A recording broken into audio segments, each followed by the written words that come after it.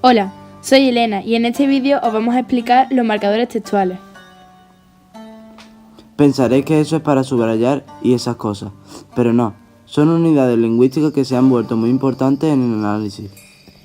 Lo utilizamos para unir dos o más segmentos. Por ejemplo, en esta frase, para perder peso también hay que comer bien. Hemos enlazado peso y hay con el marcador también. Hay 5 grupos de marcadores. El primero de los 5 de los que vamos a hablar son los estructuradores de la información. Este organiza el texto.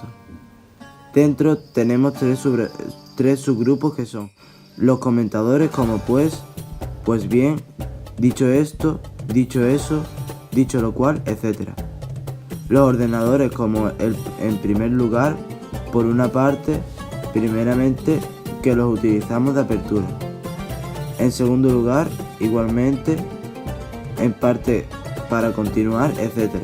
Y los digregadores como por cierto, a todo esto, por último, finalmente para el cierre. Seguimos con los conectores, que vinculan varias oraciones o párrafos. Los subgrupos son los siguientes: aditivas, como además, también, encima, aún más. Las consecutivas, como por tanto, o también podemos meterlo en medio y sería por lo tanto. Otro ejemplo son, pues así, de este modo, por culpa de esto, etc.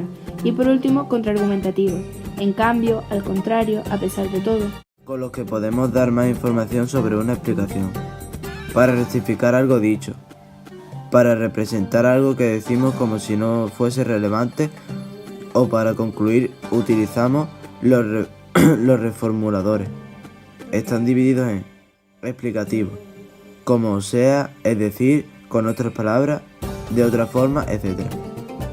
Rectificativo, como es mejor dicho, más bien aún mejor. Distanciamiento, como en cualquier caso, de todos modos, de cualquier manera, etc.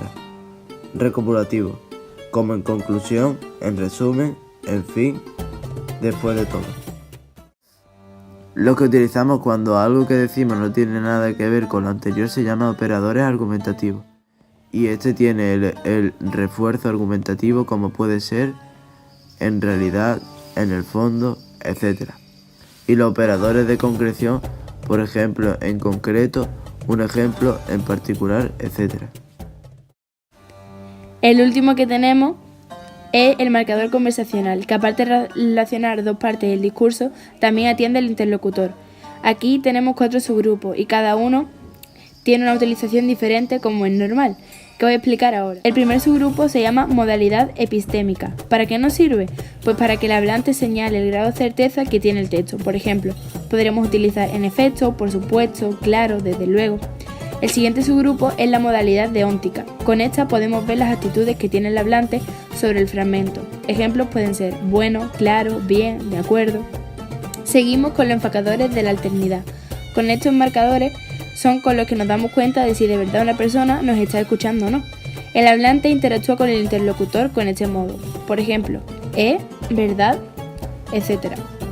Y por último tenemos los metadiscursivos conversacionales, que nos ayudan a organizar las conversaciones, los discursos y regulan el contacto de los hablantes. Por ejemplo, bien, esto y así, etc. Estos grupos que hemos nombrado utilizan 3 instrucciones que son instrucciones sobre el significado de conexión, instrucciones argumentativas, instrucciones sobre la estructura informativa. Los marcadores discursivos los solemos utilizar en discursos, en redacciones, en textos en los que utilicemos un lenguaje más específico como puede ser un artículo científico. Obviamente estos marcadores no los vamos a utilizar en cuentos infantiles o simplemente para hablar con ellos porque no tienen una complejidad muy grande. Con esto termina nuestro vídeo, esperemos que os haya gustado y que os haya servido de ayuda.